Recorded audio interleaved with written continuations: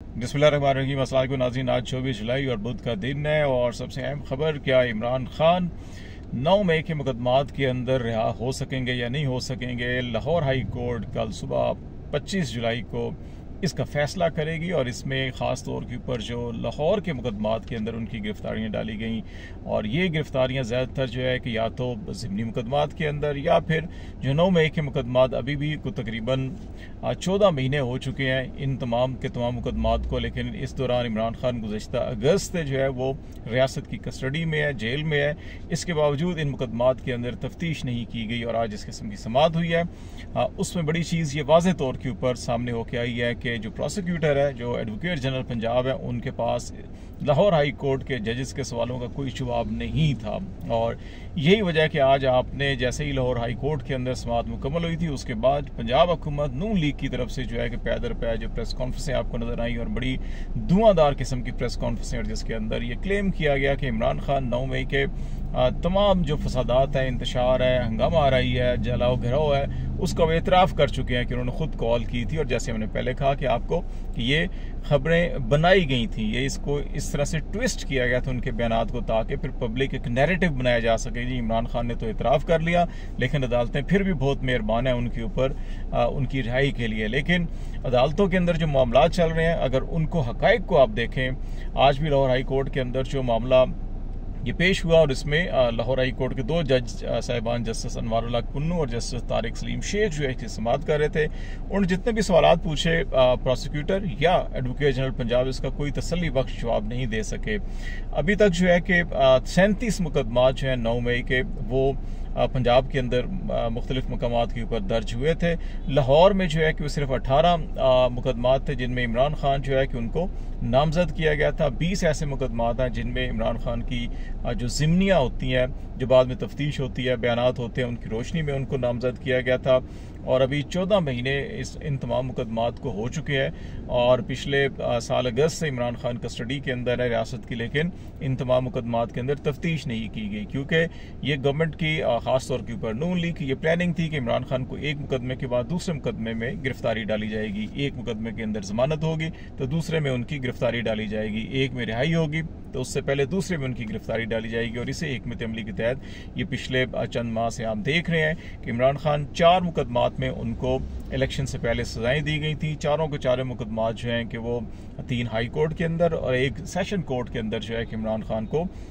उनमें बरी कर दिया गया और एक में उनकी जमानतें की गई और सजा मुअत्तल की गई है। तो इस नज़र में अभी सिर्फ 2 मुकदमात हैं जिनमें इमरान खान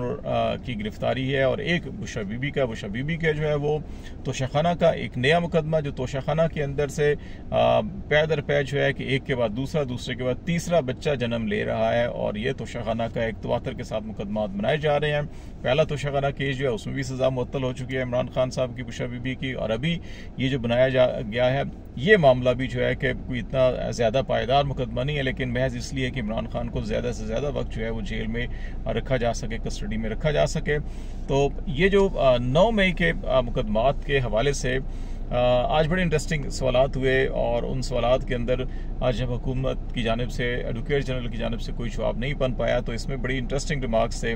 लाहौर हाई कोर्ट के जजेस के कि क्या सारी ज़िंदगी जो है कि ये मामला ऐसे ही चलते रहेंगे 14 माह से? अगर एक मुलजिम कस्टडी में है, कैद में है, तो फिर तफ्तीश क्यों नहीं की गई? और अब जो है कि 14 महीनों के बाद क्यों तफ्तीश याद आ रही है? और फिर ये भी पूछा गया कि जो 37 मुकदमात हैं ये तमाम क्या एक जैसे ही हैं? तो ऑलमोस्ट सारे के सारे मुकदमात एक जैसे ही हैं। एक किस्म का ही बयान है, एक किस्म की मनसूबा साजी, एक किस्म की साजिश और मुख्तलिफ शहरों के अंदर जो है कि मुकदमात दर्ज किए गए। तो फिर हाई कोर्ट ने यह भी पूछा कि अगर ये सारे के सारे मुकदमात एक जैसे हैं तो फिर इन सब में बार बार तफ्तीश क्यों की जा रही है? तो एक अगर तफ्तीश हो चुकी, अगर मनसूबा साज इनको कहा जा रहा है तो फिर दोबारा बार बार क्यों तफ्तीश की जरूरत है? और फिर जिनमें रिमांड पहले ही दिया जा चुका है और उनमें भी शामिल तफ्तीश नहीं है। और ये सारी बातें जो हुई थी इसमें इमरान खान के वकील ने बड़ी इंटरेस्टिंग 2-3 चीज़ें जो है को पॉइंट आउट की। और इसमें उन्होंने बताया कि 12 मुकदमात के अंदर इमरान खान की गिरफ्तारी डाली गई थी, 3 में जो है कि जमानत ले ली गई है। 9 मुकदमात ऐसे हैं जिनमें 6 माह तक इमरान खान की हाजिरी नहीं लगाएगी क्योंकि वो जेल में थे। वीडियो लिंक के जरिए हाजिरी उस वक्त अलाउ नहीं कर रहे थे और इन पर्सन हाजिरी जो है कि कहा जा रहा था कि सिक्योरिटी खदशात है उनको नहीं पेश किया जा रहा था, इसलिए जो है कि इनको लटकाए रखा। और फिर बाद में जो है कि इनको जो है कि मुख्तलिफ मुकदमात के अंदर गिरफ्तारी डालना शुरू कर दी है। तो ये जो सारी चीज़ें थी जो पॉइंट आउट की जा रही थी, और फिर सलमान सफदर की जानिब से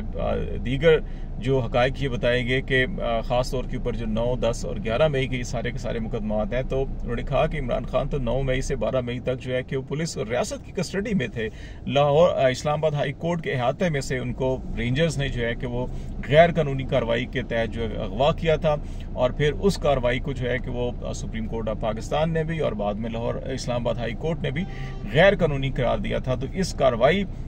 के नतीजे में जिसको गैर कानूनी कार्रवाई करार दिया गया था, और इमरान खान भी जो रियासत की कस्टडी में था, तो फिर वो कैसे इन तमाम के तमाम मुकदमात के अंदर जो है इन्वॉल्व हो सकते हैं। तो ये वो सारी चीज़ें थी जिसके नतीजे के अंदर जो है कि 2 रुकनी बेंच ने कहा जी कि इसमें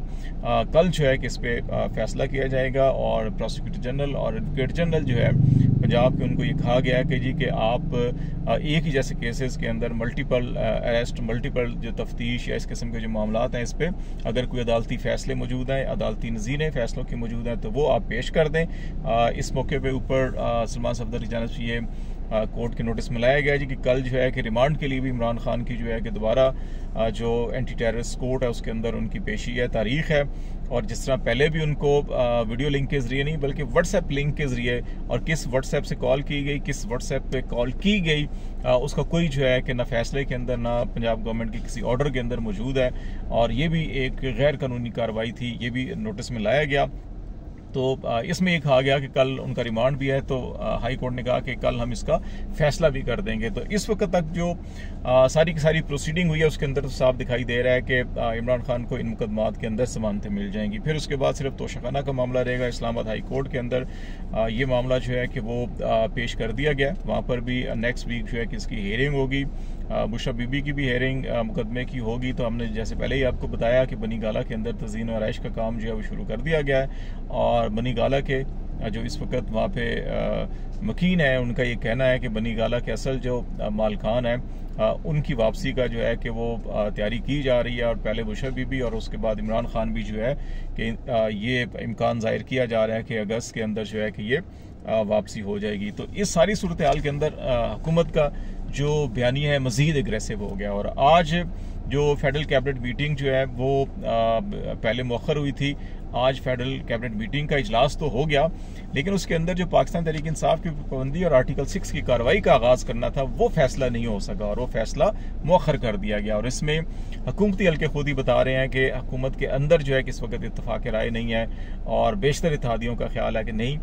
ये कार्रवाई जो है ये लीगल, गैर कानूनी, गैर आईनी कार्रवाई होगी, और अगर ये सिलसिला शुरू कर दिया गया तो फिर कोई सियासी जमात भी महफूज नहीं रहेगी, और सियासी कल्चर के अंदर इतना आगे नहीं जाना चाहिए कि हम इस किस्म की कार्रवाइयाँ करें जिससे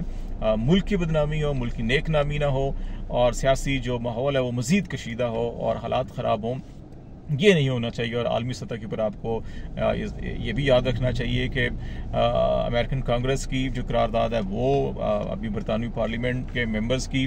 जो मुश्तरका बयान है वो भी आपके सामने है, यूनाइटेड नेशन वर्किंग ग्रुप का जो बयान है और उनकी जो रिपोर्ट है वो भी आपके सामने है। तो इन सारे हालात के अंदर जो है कि ये इस वक्त हुकूमत के लिए बड़ा मुश्किल है कि वो ये पाबंदी लगा सकें या आर्टिकल 6 की कार्रवाई शुरू कर सकें। लेकिन ये एग्रेसिव जो रवैया है ये सारा का सारा हमने पहले भी आपको बताया है कि इस्टेब्लिशमेंट को पैगाम दिया जा रहा है कि जनाब ये सारे मामला अगर उधर ठीक होंगे तो हम इधर आपके मामला खराब करेंगे। और इमरान खान ने जिनके ऊपर इल्ज़ाम लगाया हुआ है कि कातलाना हमला हो या दीगर मामला हो, उनमें ज़्यादा नाम जो है कि वो इस्टेब्लिशमेंट के लोगों के है, तो फिर इस्टेब्लिशमेंट को मुश्किलात का सामना करना पड़ेगा। तो इसलिए ये गिव एंड टेक और उस सारी सिलसिले की बात की जा रही है। और इसी दौरान जो है कि वो पार्लियामेंट के जरिए एक और कार्रवाई डालने की कोशिश की जा रही है। जो एडहॉक जजेस नहीं रखे जा सके,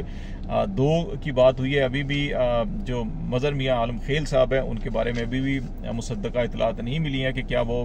उन्होंने ऑफर कबूल कर लिया या नहीं कर लिया, मुतज़ाद इतलात हैं। लेकिन 17 मुस्तकिल जजेस ऑलरेडी सुप्रीम कोर्ट में मौजूद हैं। 2 एडहॉक जजेस जो है कि उनकी अप्रूवल दी गई है। और अभी जो है कि एक्ट ऑफ पार्लियामेंट के जरिए जो सुप्रीम कोर्ट में 16 जजेस और 1 चीफ जस्टिस यानी 17 जजेस की तादाद है उनको बढ़ाकर 21 से 24 करने की तजवीज़ पेश की गई है। अभी इंटरेस्टिंगली ये वो चीज़ है कि जो आप एडहॉक जजेस रख कर नहीं कर सके, अब आप एक्ट ऑफ पार्लियामेंट, क्योंकि आपको फॉर्म 47 के तहत जो है कि वो पार्लियामान के अंदर अक्सरियत हासिल है, तो आप अब कानून साजी के जरिए जो है कि ये चाह रहे हैं कि हमको 7 नए जजेस, 2 एडहॉक हैं, 5 मजीद या अगर इनकी तादाद अगर 24 तक ही लेके जाते हैं, 21 या 24 तक, तो बाकी जो है मुस्तकिल जजेस होंगे जो हाई कोर्ट से लिए जाएंगे, या ये डायरेक्ट भी जो है कि जो सुप्रीम कोर्ट के वकला होते हैं, सीनियर वकला, लेकिन अभी जो अल-जहाज ट्रस्ट केस है उसके बाद जो हाई कोर्ट के जजेस से ही लिया जाता है, तो वहाँ से फिर इनका ख्याल है कि अपनी मर्जी के जजेस जो हैं कि जो PMLN को सपोर्ट करते हो या काजी फैसल साहब का जो नुक्ता नज़र है उसको सपोर्ट करते हो, वैसे जजेस लाए जाए, ताकि एटलीस्ट काजी फैसल साहब जो इस वक्त आलमोस्ट अक्सरियत का एतमाद जो है कि उनको अभी जो केसेस के अंदर हमें नज़र आ रहा है कि जो फैसले करना चाह रहे थे कि वो उनको नंबर नहीं दस्तयाब, तो उनको इस तरह से जो है कि वो इस किस्म के जजेस लेके आए जाएं कि जब उसके बाद अगर PTI पर पाबंदी या कुछ अपने सियासी केसेस जो है कि यहाँ पे आने हों, तो फिर वहाँ पर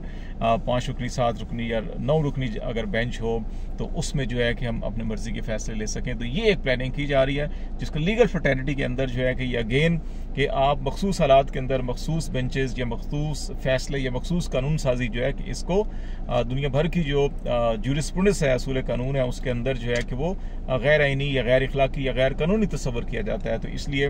लीगल जो फ्रेटर्निटी है इसके अंदर जो मेजॉरिटी वो समझती है कि ये भी एक सुप्रीम कोर्ट के ऊपर या आला अदलिया के ऊपर जो है कि एक दबाव या एक नए हमले की तैयारी है। तो लेट्स सी, देखते हैं कि पार्लिमान के अंदर अगर ये चीज़ें लेके जाई जाती हैं तो इसको अगर